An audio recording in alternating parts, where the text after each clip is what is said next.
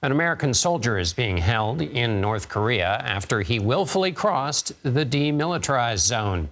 U.S. officials say Private Second Class Travis King was released from a South Korean detention facility a week ago after an altercation with locals. He was supposed to head back to the U.S., but snuck across the border instead. CBS News chief foreign affairs correspondent and moderator of Face the Nation, Margaret Brennan, has the latest. It was here, along the heavily fortified border, where Travis King, a U.S. Army private second class, dashed across. A witness told CBS that King suddenly yelled out, ran in between two buildings, and then into North Korea. Defense Secretary Lloyd Austin. One of our service members who was on a tour willfully and without authorization crossed the military demarcation line. We believe that he is in the BRK custody. A week prior, King had been released from a detention facility in South Korea. He was escorted to the airport outside Seoul to fly back to Fort Bliss, Texas. But instead of boarding the plane, he got on a tour bus to the DMZ. The safety and security of any American overseas remains the top priority. Securing King's release is complicated. The U.S. does not have diplomatic relations with Pyongyang. The last American civilians to be detained there were freed in 2018. Otto Warmbier, a college student, died shortly after his 2017 release. Since King is a soldier, the Defense Department said it is taking the lead by communicating with military counterparts. But tensions there are high. Today, the first U.S. nuclear-capable submarine in 4 decades arrived in South Korea, part of the Biden administration's push to deter Kim Jong-un's continued nuclear development. And North Korea fired off a suspected ballistic missile just days after testing one that could put the U.S. within striking distance of a nuclear weapon. And Margaret Brennan joins me now from Washington. Margaret, has there been any response to U.S. outreach regarding King so far?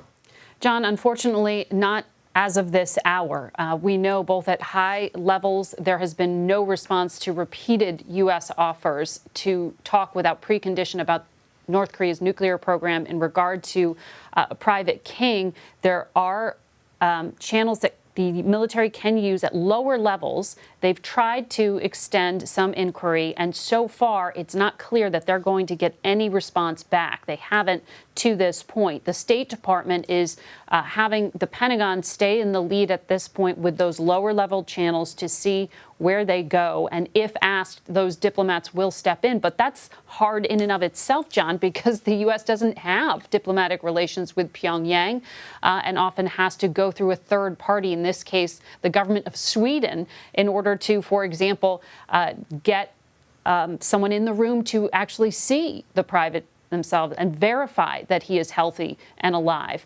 And that is what they would do with a civilian. Since this is a member of the U.S. military, things may remain just in this strict military channel. It's quite unusual. What's your sense of whether this has any relationship or creates an opportunity for improving diplomatic contact, given how chilly it is? Might this be a way in which it could possibly improve, given these slow efforts to get in touch?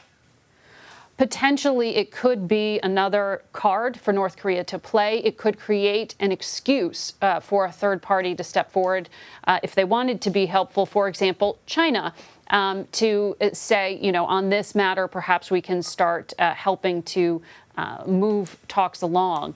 But from everything I'd heard up to this point, Pyongyang wasn't responding to repeated offers. They were looking to extract something more. What was the U.S. going to offer them before they even agreed to talk in the first place? And that is really what the analysis to date has been, that Kim Jong-un is just really trying to maximize his nuclear program as much as he possibly can. He continued developing it throughout the outreach during the Trump administration and those failed diplomatic talks.